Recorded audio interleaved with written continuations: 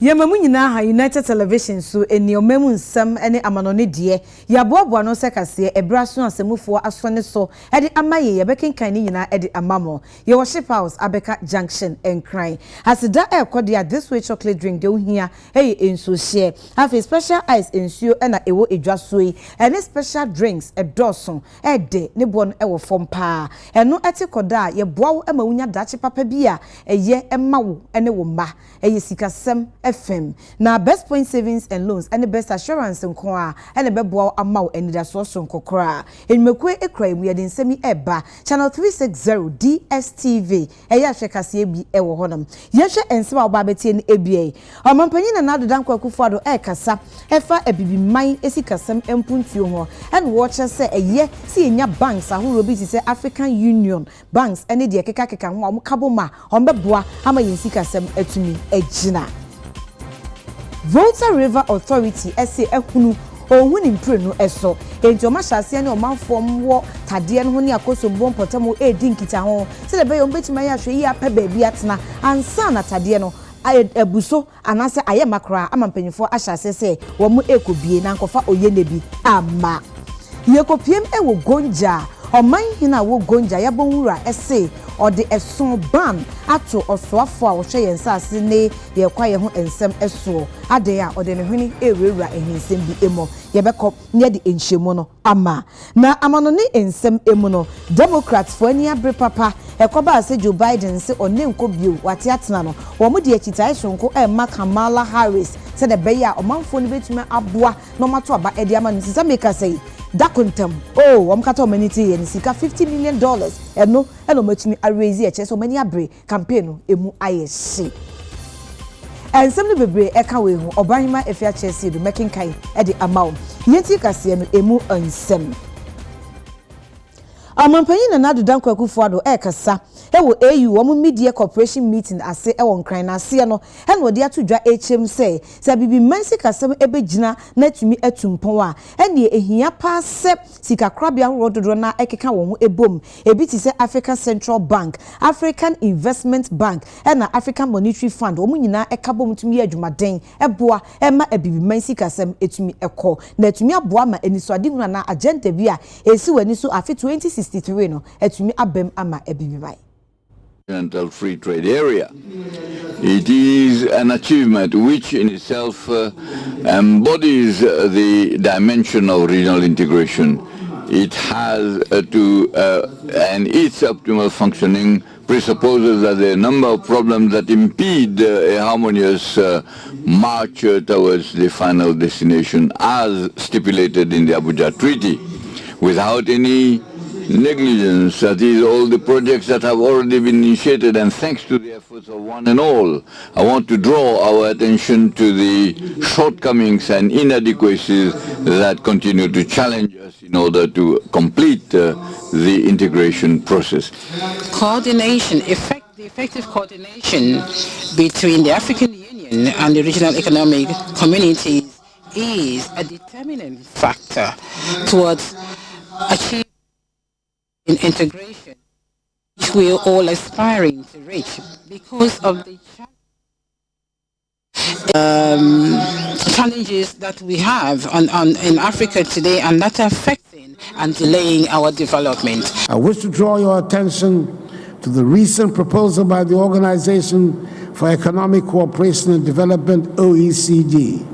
for a 10% tax on multinational companies operating in the localities of their operations. This proposal seeks to ensure that these corporations contribute fairly to the economies where they generate their profits. For Africa, this would represent a substantial increase in tax revenues, which can be directed towards critical developmental initiatives. It is essential that we as a continent support collectively this proposal and work towards its implementation, ensuring that multinational companies pay their fair share and that the benefits of their operations are equitably distributed to foster inclusive growth and development. Excellencies, The issues of reparations for the historical injustices of slavery, colonization, and exploitation remains a moral and economic imperative. The legacy of these injustices continue to manifest in economic disparities and social inequalities across our continent. Reparations are not merely about financial compensation. They're also about acknowledging the historical wrongs and fostering a process of healing and reconciliation. We must together advocate for reparations as a means to address these historical injustices and invest in the future of our continent. We should propose that the next AU summit takes appropriate measures to formalize and advance our demand and establish the institutional framework that will enable us achieve our goal. Omanhina oye yabonra ewo Gonja land womo asase eso bi kunutu jewu swale a odinkan e de atudwa se ode eso anaban ato osoafo hwe nsase ne oboade ne pa honsem eso oru asam obugina poso se de beya ehimfie awdo a ewo Gonja mpatam nyina ontumi entu ne nan ensi ho na adan a o chese ode ne hwene ewurewura womo hinsem emo yenti se de omanhini e de ensem ne tudwa. We would like to state that the MP for Damango, Honorable Abu Jinapo, is first a Gonja before he got his political identity. And for that matter, political power, any attempt to exchange the real traditional identity with political identity in an attempt to denigrate, disrespect, and undermine the Yegowura as the symbol of authority of the Gonja kingdom will not be tolerated. We wish to emphasize that no politician or political power is above the Yegowura in Gonja land. We wish to further caution that any attempt to subvert the authority of the king will equally be met with the full force. With the full force of the youth. Enough of the insubordination. Enough of the disrespect. Enough of the arm twisting and arrogance. Finally, ladies and gentlemen. Yeko ahomano so na asem hu ya je de eko he wo yamane bofo Abdul Rashid enchen. Abdul Rashid mahai. Mejo so ba na tsen. Yakopon adum now so e. Update biaba. Yes, efa asama eti ewo Savannah region Yegowura, the overlord of the Gonja kingdom, Emma directed ma Honorable Abu Jinapo emfa ne nan esi ahemfia ewo ne kingdom hono. The ethos ne say of say Honorable act of insubordination. Now, Ndra, you decide, you know, coffee because I am almost sure say currently, yet Damongo, or Hina, and our chiefs are almost see or Damongo, you know. Now, the Aban say last November, and almost see new Yogowura. Now, before then, no, not Yogowura be a wohonum, no, at the Damongo. Yakubu Imoro, but they are see the first. ABC Honum say ono noye Demongura. But going forward, a new king by no or the different person yes or no Yakubu Imoro, but they are see the first. Ono no didn't see Demongura. Now, since I didn't see Demongura, no, anytime a honorable Eba Kingdom Honum no, on pay new Demongura homage and on Cornhole and Cochiano. And when I say the previous Demongo no or the land committee there, na say almost share Demongo honomo and Sasia and war a honomo na new Demongo is so oba no or also take over. But the Ebani say new Demongo and the committee for land committee for echo, Mia echo share the state of the land. Now Omoko no Omo who say new place. esisi ewo bebia na anye se pillars wo enti omobubu saa pillars yi na omobubu saa pillars yi na saa old committee members no asema eye nsu anshada anko new Damongo were away of calling for their arrest. Now, almost arrested Sankofi at the bar Tamale. Weekend in almost arrest almost at the court Tamale. Now, that same day, and a directive by said, Omu Yunko. Now, you be saying, no, almost say, honorable, and also say, Omu Yisani Proper. Now, Omu Yomuno, some almost free Tamale, Echo Drew Damanguno, no more started to say, almost Sunyum. Na nyom na almost no na esia new kina owo savannah region enti eno eka nsemu bebre a omo eka se je honorable eye enya yes say or undermining the authority of the king of Gonjaland enti na omo de sa directive ni edimane. But the ACN is Ndra na Dr. Baumia Ewo Savannah region. But incidentally no na Minister Sokaho. Enti na enye say maybe Minister say Jogbonwura amba directive ma on na asunye de ma wentie. Na on dey already no no kingdom no or access flag bearer Dr. Baumia Emo Omo Echo around enti and then asema currently Ewo Savannah regional yes shemu enti eno Dr. Mahmood Baumia Echo ahimfie Gonja Yabonwura ahimfie ko chiai anano de omanko no omanko ndro no omo different area and as directive hereby enti na eba ni say na honorable minister there no hodada enti na nkrofo bebre ka say na honorable overlord ama directive say man kuchia ohindenti na ade wasu ready na wako this particular chief or na enti na make say after the time omo master directive na honorable Abu Jinapo already no was Savannah regional all go around with the vice president omo ekochia ahemfo a omo honomo enti na pese yede to the chef wenim say because nkrofo bebre shomu say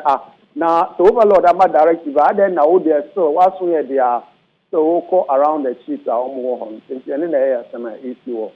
Savannah okay. Washidi dase na enkrofo na ya arrest wo no na chese omo uhwema omo ye ono Abu Jinapo enkrofo wo ho directives and information I have taken is ono no call it Tamale Northern Regional Police Command say omo release sound copy but sound copy omo release omo no na Jogbonwura otisi ono no ma directives say omo chi omo ebi say omo akobubu demarcation and appeals one man authority say omo ye but ebi say Minister Efre Northern Regional Police Command say omo yi nkofia without recourse to Jogbonwura eno and I share the book say and ansem bebia ACC no say say banisa honorable the political power the undermining the traditional authority now no on nothing there and nothing na basa nti ewo the kingdom okay bibi say wo mo so e release yo mo ba na omo to nwuma enwum no ye enwuma kasa twi ya nke be kan say ekuti anwum ekuti Yabonwura na sa nete no correct na sa anwum so na share nkofu bebre bufu say banisa na trusty current Yabonwura or say kin enti eno enti ndra say for instance omo pie be ya ayeshre apart from the fact that Yabonwura ma directive omo ye ayeshre say asama ekoso ewo Savannah region nkofu edi political authority di and the money traditional authority no omo mpeniso nda mpeniso enchina echina enti omo ye ho ayeshre ansana omo di precision no ekoma ohene oye Yabonwura na ono so okasa ewo sa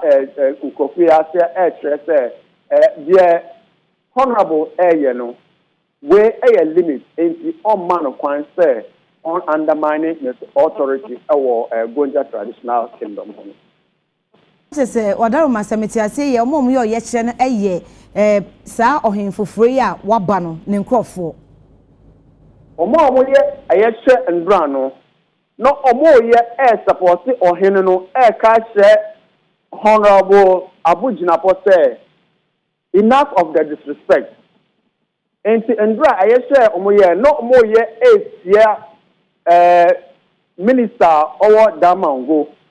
say sa disrespect na odi ma yobonwura no Oma ndra ne ensi ana onja sa ade a oye no enti ndra ayehre no etia against honorable John Jinapo but then any different from nkrofo omo release sa nipa train na omo release omo ewo Samalena na omo ba kwan a omo sunyum edi the current Yobonwura opposition. Two different perspectives but then now almost try the free Samale Eba and no instigate and draw demonstration now almost editia honorable say enough of the traditional disrespect. And Abdul Rashid yabema money adwuma obi ani a yebesan aba wonche se de so far asumdwe or demonstrations bi anyiniti ene. Yes, Asunde ewo Savannah region. Here can say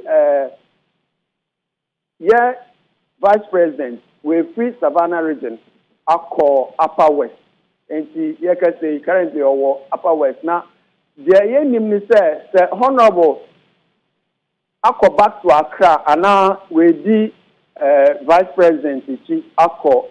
Upper West region. Now going forward no now at least also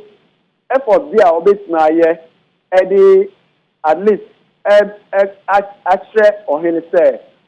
your oil maybe enye the officer ya na intention and for that kind so but ndo okasa no stress on the the chieftaincy issue within the Savannah region there on there on fa nansa enshimonti asema omo kan nyina on the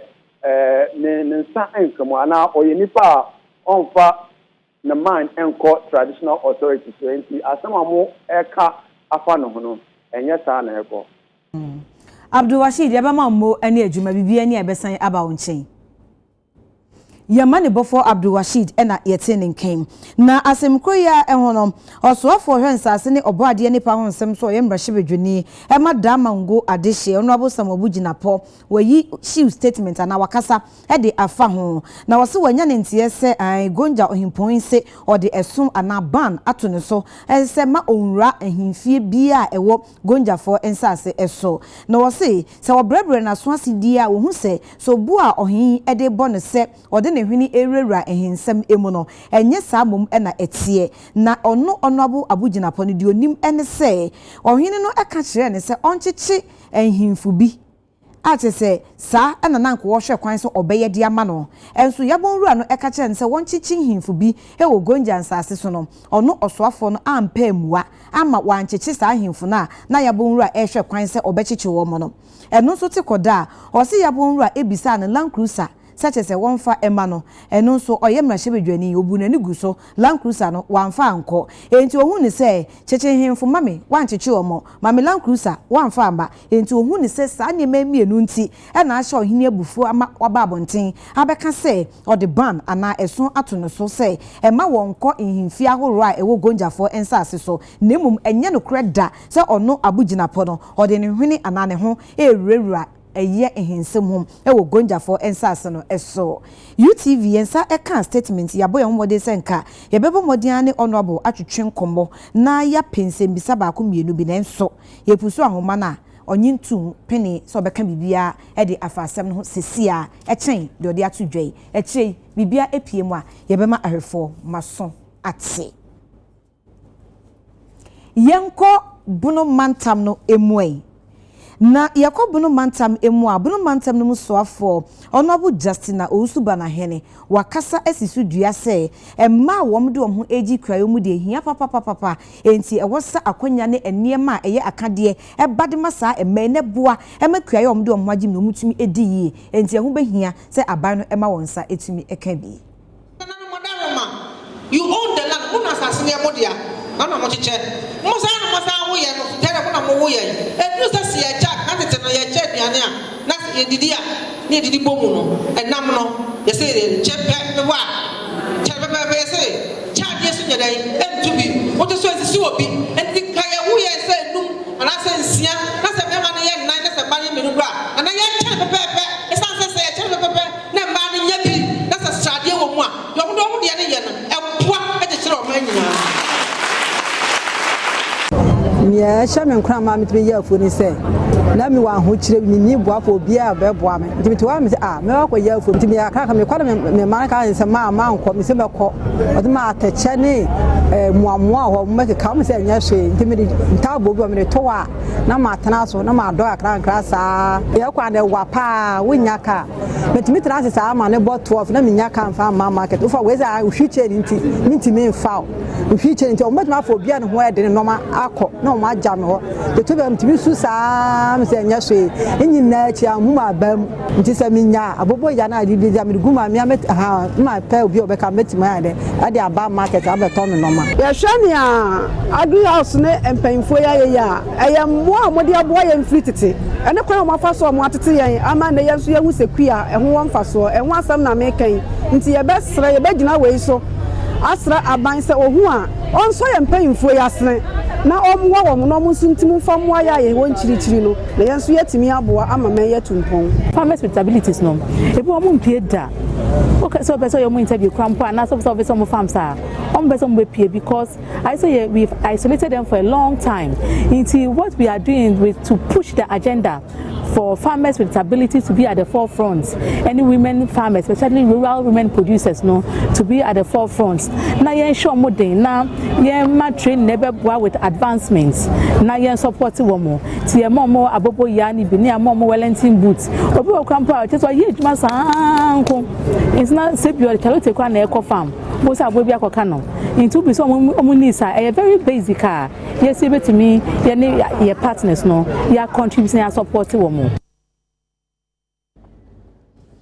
Afra say voter review authority omubi akosomota de enye nyina ehudie siye se de nsuo yiri for manfo mom ho ye mobo ene eniema eseye na chesenya anobi kra enne na omsi ehunu onhu ni mpre no eso enti ompeso ne omanfo ne hyase twetwe nkomo edi nkita ho atumi etoto eniema nyina eyie ansa na afidie no so mbebie tade na omo abie. The VRA has looked at how we are doing our communication regarding our emergency preparedness plan for the Akosomota. And based on experiences and discussions from the after action review, we have expanded the scope of the engagement. So I understand there's a fear of spilling. I would want to calm them that there shouldn't be any fear of spilling. This event is just to inform you of what can happen. That does not mean it's going to happen. So we want to calm them. Even if the area has to spill, we'll do what we are calling a precautionary spill. Precautionary because we don't want the volumes that accumulated last year that necessitated us to spill at high volumes. The dam is a structure and it can only contain as much. So once the water volumes get high, we need to release it because we cannot allow the dam itself to break. We are talking about a dam which is about 85 meters high. If it breaks, I can assure you, it will be a disaster for the whole country. So we need to allow for the release of the water. But once there are people who are staying in a channel of the water, or close to the water body, definitely once you release the water, they will be impacted. So it's also important to note, especially the district assemblies, how we organize our land use planning in the communities. Last year we didn't have the situation until last year when we had a Kosovo pond and spillage. So that has it's become an eye opener for the people this time around, and that's the need for us to make sure we bring in everybody so that we can at least share ideas as how to manage this form of disasters going forward as a district. And that is why VRA has taken the needed step to be able to engage all affected districts, and today is Adan East district. They also came in to support, but it will be inadequate because the numbers were huge. We're talking about over 39,000 victims all over the 9 districts. So for government to set in to support, at the first instance, they'll get it difficult, you see. So that is what happened. And I'm sure by now, government is putting in place plans to be able to alleviate some of these problems going forward. Obenfu baako ban digitalization ne ho ensema wa binwom na oye member electoral commission Dr. Peter Apiahene odi ati nmaku akese ne nketo wo man afa na nyina enim se Ghana ebekọ enim ewo mpuntuo mu a eno ani ko dege nti obi anfa digitalization ne nya adwuma abefo kwan fa so di computer ne emfidie edi dwuma na eno ani ye ko nti obi anfa ne ho enyim si etimi de yewure hyemu ne edi ye ni ya ebeboa kwan bebrebe so bibi ti se efficiency eboa me aye nyoma ntentententem ohare so eboa me aye nyoma ohare so ebesa ma youth no dodo no mabunu ne enyuma de ebu obi kwa ama no ni sesia na opa adwuma ye na se oye obi a wonim technology ma onya adwuma sesia onya adwuma simple because of say abrofo ne hu anase enkura kese na omadko omanim wo abrabom no omahu technology so mfa so enti omo no omo de investment dodo awuram into mu pamanfo ade ba ko betima boya ma youth employment aba from pa yese yen traini ye mabunu no dodo no ewo technology manasa abefun boa papa na me ka se me wo school fo a o ma wie university ha nam omo adisuon besuan ni tin omo te Ghana so omo ye adwuma ema companies e wa brochiri omo gi dollars akese pa me kura se me lecture me nyesa amount no eno na kire so mfa so die ana akwa no so se nya sa technology na ana so nya sa ensa no dwuma technology no IT na kan ensa no adwuma unwie ubiwie kura pekura won try application bia wa betima start wa adwuma mobile media mo bo se ye designs ye bibia fa program ni preparation bia no ye me students na ye any students ye no mo na ye bibia wa bia design bia wo hu ye ni publicity ni nyina ye students ya eno mo nyina no wie school no o ma ntwen so bi mfa o madwuma o mo start o ma businesses a o ma ye nti digitalization de media me department ye hu ni se aba abetna na ye nyina nso mfa ye hu nyim no o ma no obi bia opeso be de anim bia no ye ntwen hu se wo ye obi obetima bebo bi kwa no de si enya sipi se o ma na ye de ye adwuma ebema ye bibia akoso ye sikasem fight corruption nyina Asantehini otumfo se tutu otosumienu ede atu enmeku akese ne nketoa na afa institutions ahoro a womde ntete emma adesuafo wo meafa na nyina enim se eye so womde ntete be me adesuafo no enso enne so omom nimdie ache omniema abefo niema ebetumi aboa ma enne ewiasisi kasem mpuntuo akonkan no sa nimdie no na womfa ma enkoda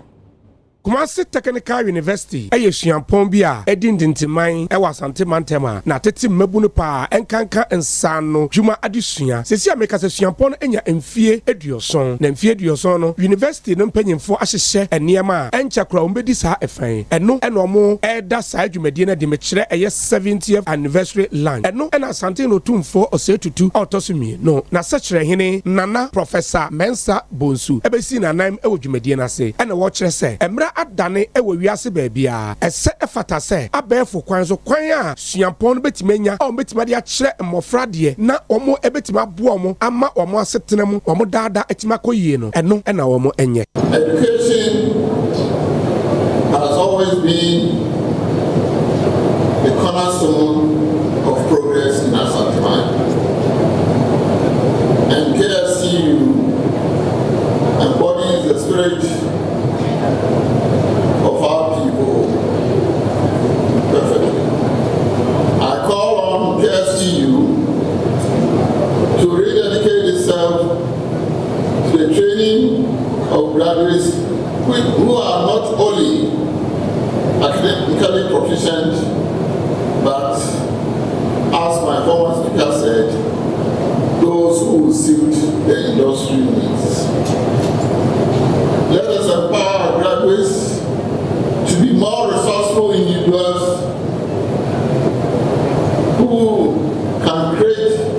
employment for themselves and others. Let us not allow the anniversary to be solely a celebration of past achievement.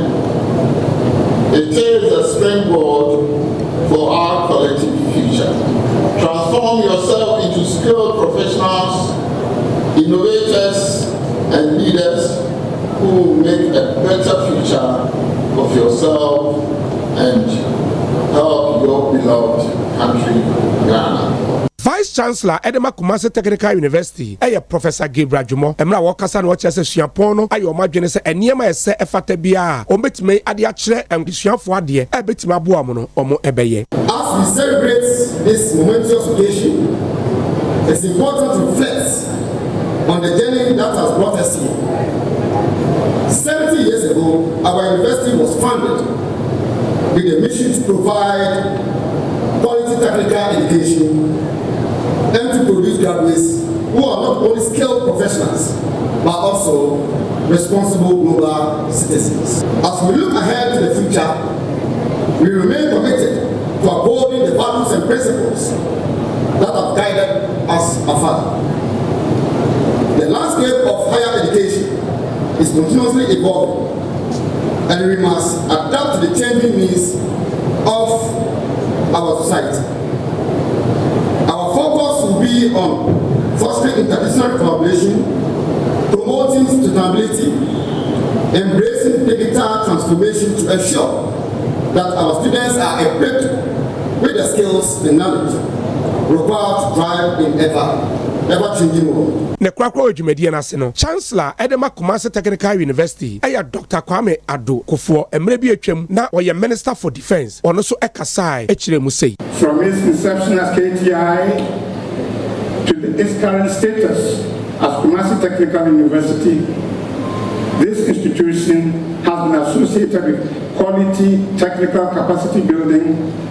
and the delivery of valuable, innovative solutions. It's really helped in the development of this nation. Through personal sacrifice and total devotion, they have brought this great institution to the level it has achieved today. It's through their sacrifice and devotion. As future leaders of this great nation, you must remember that it is your responsibility to help Ghana advance to a higher level than you found it. The world is challenging and we must be prepared to face it. Ochihini Osaji for Moetia for Penny Edia to dress and Conon Kwana Junebe ya, Emrebi Emra, na Emrano and Shase. Our 4 woman sorry a woman and sha woman na wuja wasudi na etu a woman yahosheno. Says our phone edge bosumi aketu yan kwadia, and the incombusumi aketu and Drew so a buying fan in Santoso, not as Aketuana Emma, Nanya Asutrima wom said the beya. You bet me Eddie says he can't walk a shomba, Nama many adao. Osaji for Moetio for a penny, watching him at in some way in an to draw 2024, or whom can a fasha, Womobo data, or Chebi Disha Swan Assem, and watch them say, our 4 pimping now or 2 on Massa Ram, now 1 besho womo, now feel one neglect you more responsibilities in Yanano, and I watch them say, Udi, Aquadabi Beriasia, Sanya Humia Yedi, Nasa Ubu, Nakodano, Yawono. Obroni se no helpless no a defense oni anwade obetuna gina nanso wo na esa o hwe no gira ne nanso wa hwe no school wa ma na duane adi wa kire ne discipline se want to be anya sa na kwada no uja no na se o prepare kwala na se bi obenyi no ai kwasi ampani enti ɛhyira awofoɔ nyɛ biribiara na yɛde bɛhyɛ aban ɛnyɛ biribiara na yɛde bɛhyɛ tikya ɛnyɛ biribiara na yɛde bɛhyɛ ɔhen wawo ba no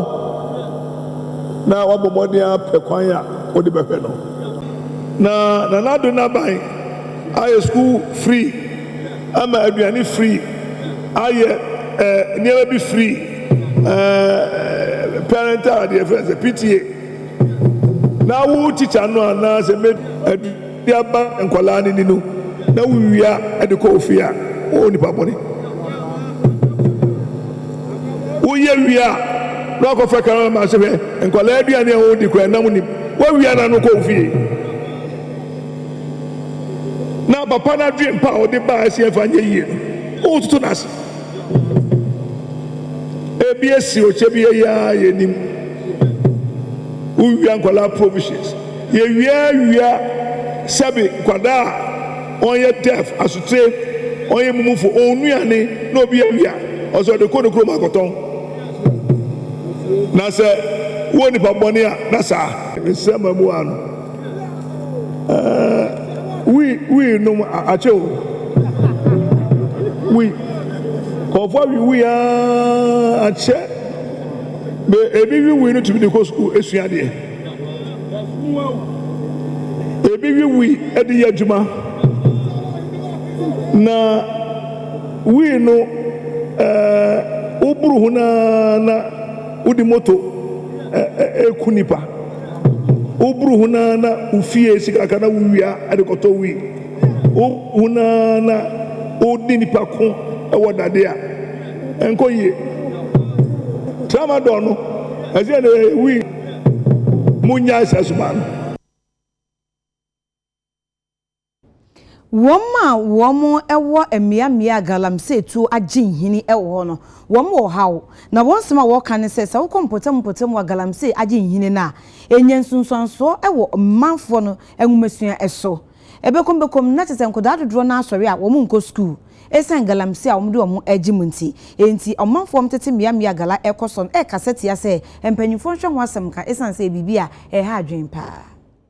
Bra head teacher Emma Akofufom Presby Primary School ede ensemu tudwa no ene wo chem se oba wo no ankwada ma ye wo no galamsey fo no enini ni mo by heart saa ena afi nso ankwada memu a wo no wo se ngo mo ko school no mo nya da chepe bi mo da ache no wo kire mu se wo mo edi sika chi no mo di wo mo ho ahye galamsey mu di mu tintiman a enya ahogono so ni nyina ne se abatan enhwemu no wo mo de akande ne enema eboa ma ho esua nsem ne kire nsem efa no ntuma pefra no emma ankwada ne debia no womani nso edi galamsey no achi kwakwa koprisika na wose eha womu yie pa enti penifo hwe senka yemfa mo asanso kasaye edifa womu KG block wa ni nyina so no enye na afi nso womu toilet facility a ni nyina no agye aguntu wotwe manfo adwene asisu sei womu enye womu adom enti no ye nkasa ye fom no ye boye homode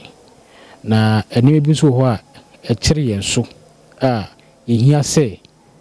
afoforo be de ebeboa ye afei so here toilet we chire ha no so in fact death trap school at sea na be beja ya na kra no akoye death trap no de na ye besre say company fo ntwomani emehwe afei so adesua eno de awofo no e be so omhwe mai ofi kisa say ye fo de ye kodu fi a na afei ase fie no ye hunu say monetary no so parental support ofi no em say ewo fo kra sika wo ebua kro no but embofra no ewura mu emra anu kwaso mu wura mu bebena no especially ma no etimi kotudi minus ni biachi dubo wan se sia na abawa ketete no ya den wanyin se and school se mai basa emrantie no nso sika pe mu ezo mu homu no mpani sika no mu nyani ntino na aso mu so yo mu so go ya den go wura mu the one a small boy of age maybe 10 11 12 13 the school ban na koye bibia we have 25 communities schools also.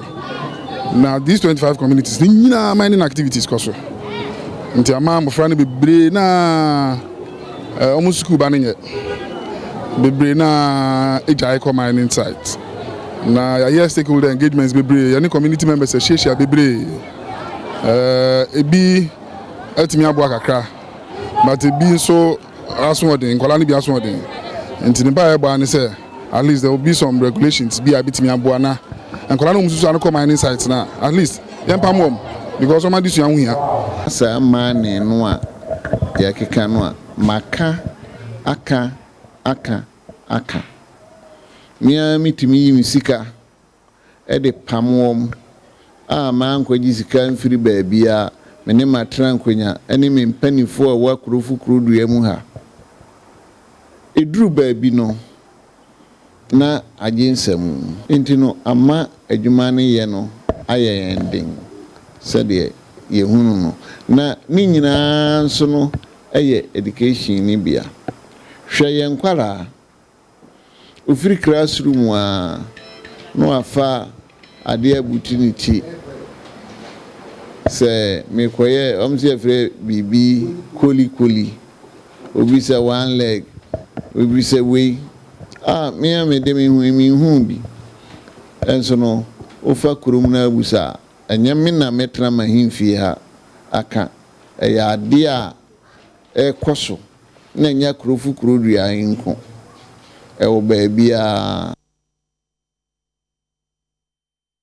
Amampanyi dada John Dramani Mahama otu Franka de ma NDC amanyuko no wakasa de atu dwase afia ba ebeto no abaketekete ba kokra obi abeto no wo NDC fo behwe sesa aba no ye bekan ede aka ho bi ode nsemi tu dwa ebra NDC achitafo pipia nkoma ne ono amu bombo dia ensuo to nyina akoma hu se ensuo to ni abre eti omu egu montin so na no memeda na no pa aden a na chese amampanyi dada John Dramani Mahama eni NDC fo eni abede health and fitness work asese so achese omu de chese ampa afia ba ebeto no omu yeja omu ase eno kasai. And our constituencies,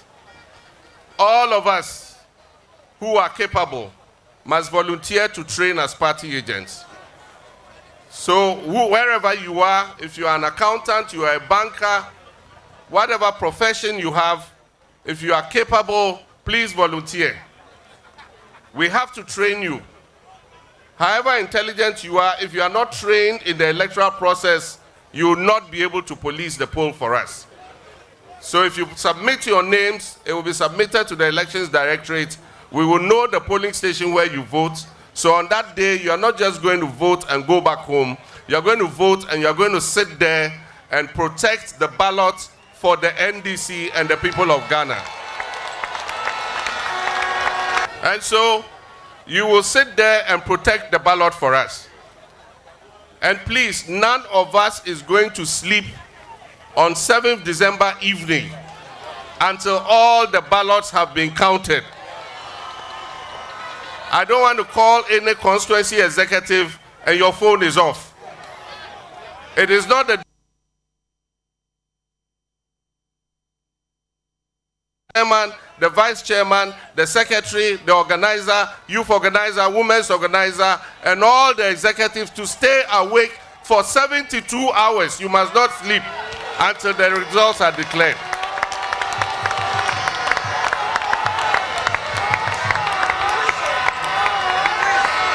And I wish to assure Ghanaians that we are going to protect their ballots. Vote for the NDC and your ballot will not get lost. We will police the poll and make sure that every single vote counts. The campaign is for all of us. It's not for Joshua Alabi, he's the campaign manager. It is not for your constituency campaign task forces. It is not for your regional campaign task forces. It is for every one of you.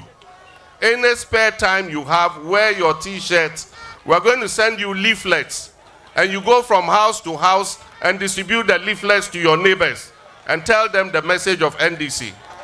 That NDC is going to come and solve this economic crisis and create job opportunities for our unemployed youth. We will change the hopeless situation that has been created by this administration. And as I said last week or a week when I did the media encounter, it is not us who are asking for accountability. The people of Ghana are asking us to hold this government and the people who have stolen from the people of Ghana to we should hold them accountable.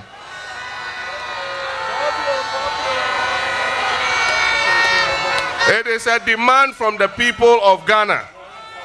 that anybody who has misappropriated the people's wealth must be held to account. So on 27th July,